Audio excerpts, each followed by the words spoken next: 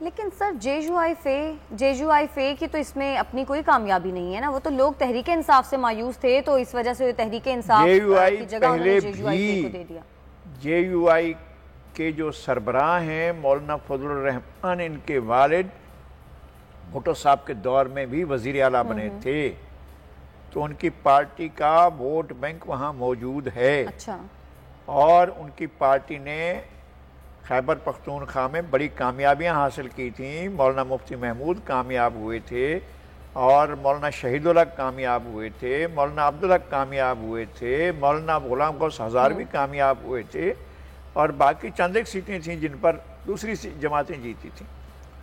और मुफ्ती महमूद ने अपने अहद के मोस्ट पॉपुलर और आज तक मोस्ट पॉपुलर जो हैं जुल्फ़िकार अली भुट्टो को हराया था। अच्छा। इनके वालिद ने।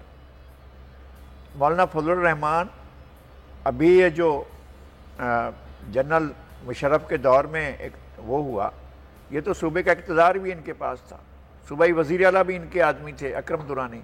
तो ये कहना कि इनकी कोई बुनियाद ही नहीं है, ये ठीक नहीं है। सही।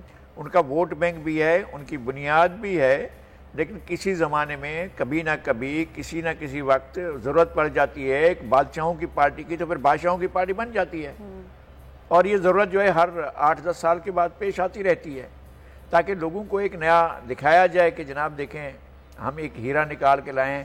बाद में चलता है हीरा नहीं था भाई, ये हम खामखा इसको हीरा समझ रहे हैं। अच्छा, लेकिन चलें जेयूआईफे की तो खुशी की वजह समझ आती है ना, ज़ाहिर है वो जीते हैं, लेकिन मुस्लिम लीग नून और पीपल्स पार्टी किस बात की खुशियाँ मना रहे हैं?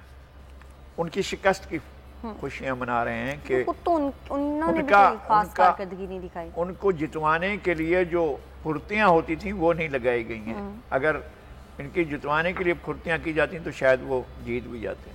अच्छा, मुस्लिम लीग नून की तो वैसे समझ भी आती है कि चलें पीडीएम का भी वो हिस्सा है, तो उनको लग रहा है कि मौलाना फजलुर रहमान की पार्टी अगर जीती तो चलें उनमें भी वो समझ रहे हैं कि उनकी जीत है, लेकिन पीपल्स पार्टी का तो कोई दूर दूर तक नहीं वजह समझ पीपल्स पार्टी के कुछ लोग कामयाब हुए हैं इक्का दुक्का, लेकिन असल बात वोट बैंक की है कि 50, 55, 60 से ज़्यादा वोट, 1000 से ज़्यादा वोट अगर वो लेते हैं पेशावर में तो फिर आपको कंसीडर करना पड़ेगा।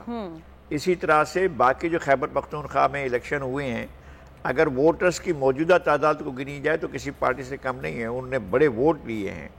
तो ये वोट आगे जाकर मैटर करेंगे जब आपके इलेक्शन होंगे।